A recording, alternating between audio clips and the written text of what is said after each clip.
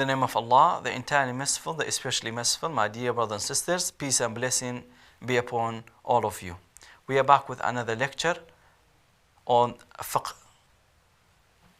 And we stopped in Kitab al-Salat. And here, another important topic that we will go through, inshallah, and talk about it, and that is qasr al-salat. Qasr al-salat means shortening the prayers. For some reasons that we are allowed to shorten our prayer, we are allowed to do it in these cases. Sheikh says, صلاة القصر فصل ويجوز للمسافر قصر الصلاة الرباعية بأربعة شروط شرائط. i.e. we are allowed to shorten our salat under 4 conditions. First, أن يكون السفر في غير المعصية, i.e. that we are traveler, and this traveling, it is not for a ma'asiyah, it is not for a sin. It must be for a right reason that we travel, then we are allowed to do the qasr. It's not something that unusual. Some brothers, they do. They go another city for haram thing, and in the same time they pray. So this brother that he goes for haram thing, if he wants to do shorten his salat, he's not allowed to shorten his salat because he's traveling for haram reason, for haram purpose. While he's traveling for haram purpose, then he's not allowed to shorten the salat. So it means that this is the first condition, that you must be the traveler for the right purpose and not for the haram. وأن تكون مسافة 16 فرسخا, i.e. the مسافة, the distance, it must be 16 فرسخا, which means 70 kilo and above. Some they say 77, some they say 75, some they say 80. We say 75 above, inshallah, kilometers. If you're above that, I think by mile, maybe 40 or 35, something like this. I'm not sure, but we go back to it. I.e. from 75 onward, 80, if we say just to go out, because of different opinion between the ulamas and the scholars, if we say 80 kilometers is very good. So the distance as well, it should be knowing. وأن يكون مؤديا للصلاة وأن ينوي القصر مع الإحرام, i.e. and also you have to be salat al-safar itself, not qada, not something that you missed and you want to pray again. That's a different occasion. That you have to pray as it is, 4 rak'at. If it's dhuhr, 4 rak'at, 4 rak'at. You do not say, I'm a traveler, I will do 2 rak'at. No, 4 rak'at. You are allowed to shorten the salat if it is the salat in safar, i.e. while you traveler. You are a traveler and it's adhan al-dhuhr, then you are allowed to do 2 rak'at. i.e. the salat that is in the, while you are a traveler, traveling and you are a traveler. Not the salat that you missed while you are in the city. وأن ينوي القصر مع الإحرام, i.e. you have the intention that you are shortening the salat with or before that you do the takbir, i.e. before you say Allahu Akbar, you have the intention that this salat is salat al-qasr, i.e. you shortening the salat to 2 rak'ah. So those are the 4 conditions that we must be aware we must be aware to while we're trying to shorten our salat. جمع الصلاة تقديما وتأخيرا. Okay, this is another topic that Sheikh is saying to us. We spoke about the qasr, or how you shorten it. Now another topic is that you bring in the 2 salat together. Jama' is to while you gathering up the 2 salat together. Whether you bringing it forward or whether you taking it backward, the salat. ويجوز للمسافر أن يجمع بين الظهر والعصر. It is allowed for the traveler to put the salats together, to make it come in the same time, whether it's asr or dhuhr or asr, wal maghrib wal isha, and maghrib and isha, i.e. the second and the third prayer, you can bring it together near by each other, with each other, or the Maghrib and the third and the fourth prayer. في وقت أيهما شاء, in the time of whenever he wants. For example, he's a traveler. He's traveling from London to Birmingham.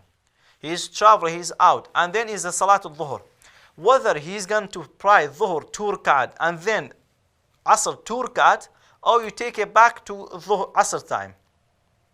In Asr time, after the Asr time, whether he's going to take it to the Asr time, he's going to pray Dhuhr first and then Asr, or he's going to do it in the Dhuhr time. Whether you're going to do it in the time of Dhuhr, 2 rakat, or you're going to do it in the time of the Asr, 2 rakat. But is there in here, in same thing for Maghrib. But there is a thing that if we're going to delay our Salat to Asr time or to Isha time, we must have the intention that we are going to delay our Salat to the Asr time or to the Isha time. That's the important thing that we must know about it in this matter. If we delay our Salat, we must have the intention that we are going to delay it. And when you do the intention while you're in the Dhuhr time, that you're going to do delaying the Salat. ويجوز للحاضر في المطر أن يجمع بينهما في وقت الأولى منهما. In here the Sheikh talks about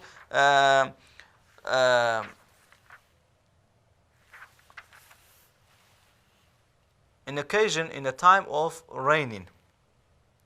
In the time of the raining, we are allowed to bring the salats together. Bringing the salats together, Sheikh says you're allowed to. ويجوز جمع صلاة المطر. This is the topic. i.e. bringing the salats together in occasion of raining. ويجوز للحاضر في المطر أن يجمع بينهما في وقت أولى منهما. i.e. it is allowed for a person that is inside the city to pray Dhuhr and Asr in the same time, and Maghrib and Isha in one of the times, i.e. in the Dhuhr time, and here is only in Dhuhr time.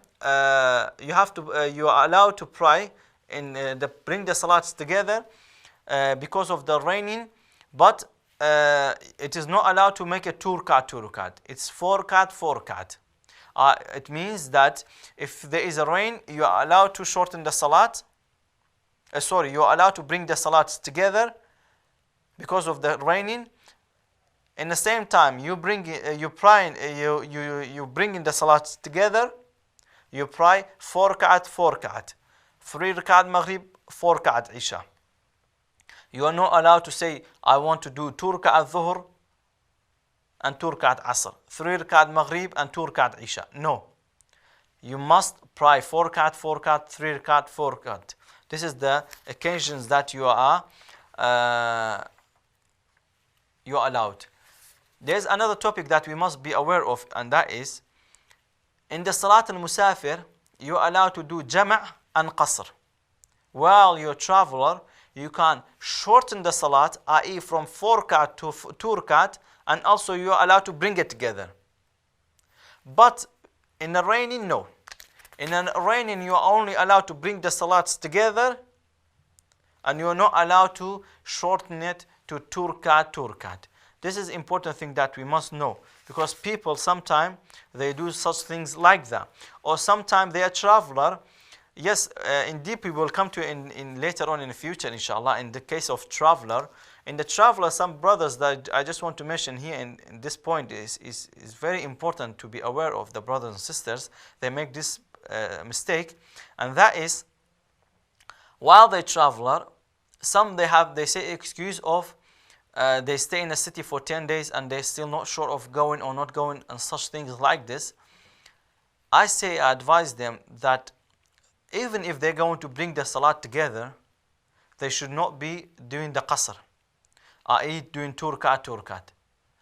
They may be allowed in occasion of some ulamas, they say that they bring the salat together, but making it 2 rakat, that is not possible, and it's not permissible for Muslim to do that. And then if we are in a city more than 4 days, you should pray all in the same time, and as everyone does it. And even if you say, I'm here, but I'm trying to go today, tomorrow, then it is best that you only pray, bringing it together and do not making it short. This is very important that we must be aware of, and some brothers are not aware of. And again, this rules that we study and we talk about it, my dear brothers and sisters, is for everyone, woman and female, male and female, not for only for the brothers, for male and the female. It is for everyone. And then Sheikh says another topic that Sheikh spoke about is Salat al-Jum'ah. Salat al-Jum'ah, Sheikh says فصل وشرائط وجوب الجمعة سبعة أشياء. The conditions that makes Jum'ah, it is duty on you, it's 7 things. What are they? Is first is Islam. When you are Muslim, then the Jum'ah is duty on you. What is Jum'ah? The Jum'ah is the Friday prayer. When the Friday prayer is a Jum'ah, it is duty on you under these conditions. First, when you're Muslim. Second, when you are not slave. If you are slave, then it is not wajib on you. It's not duty on you. But if you go, it's a good thing. But if it's not, then no. Wal-bulugh, when you're immature, when you're growing. When you grow, it's duty on you. Before you grow up, it's not duty on you. And when I say growing up, i.e. when you enter the age of being a man. Wal-aqlu, and also aql means you're not mentally ill. For someone is mentally ill, then it's not duty on him. If he doesn't go, he doesn't have a sin. If he goes, he has a good reward. But if he doesn't go, then he doesn't have a sin. So when والذكورة, and also being a male on a female is not duty, but on a male is a duty. والصحة, and also healthy, while you're healthy, you're not ill. والاستيطان, and you are from this city. You are from this city. So if you have those occasions, those characteristics of you are a male and you're healthy and you're in the city, you're from the city, and you are growing man and you're not ill mentally and you're Muslim, when you have all of these occasions in you, then going to the Friday prayer is a duty on you, and you must go to the mosque to pray. If you do not pray in the mosque, then you have a sin, because you left something out and you didn't do it, and it is duty on you to do it. It is duty for you to do it. Wal-istitan is something that is a deep topic we will come to in the future, inshallah. I make it short, and that is you are from the city. You are from this country. You are from this place. And if you are not, but it is a Jum'ah, then it is best for you to do it. You are not from this city. You are from another country. From London, you went to the Birmingham. But still, it is good for you to pray in Jum'ah, even if you are a traveler. It is when you is a Jum'ah, then pray Jum'ah, and don't say you are a traveler and you do not want to pray Jum'ah. No. Pray Jum'ah, 2 rakat, and then get up and pray 2 rakat Asr, and like this more rewarded, and inshallah you will be more rewarded, and you are acting upon the Islam, and that is a good thing for you to do so. While you're in traveler, still pray with the people. But it is not duty on you. But if you do, it's good. This is the end of today's lecture. Inshallah, we will come back with another lecture. هذا والله أعلم وصلى الله على سيدنا محمد. Peace and blessing be upon all of you. Assalamu alaikum wa rahmatullahi wa barakatuh.